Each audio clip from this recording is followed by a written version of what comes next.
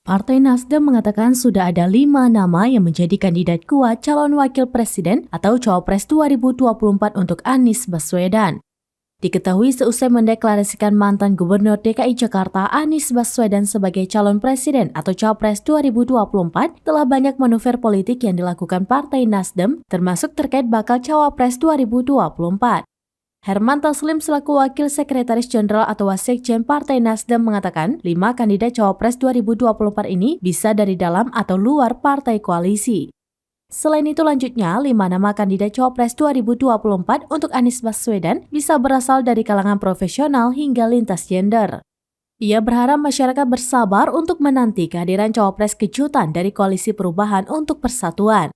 Diketahui Lembaga Survei Indonesia atau LSI telah merilis hasil survei mengenai elektabilitas calon presiden atau cawapres 2024 berdasarkan pertanyaan terbuka atau top of mind.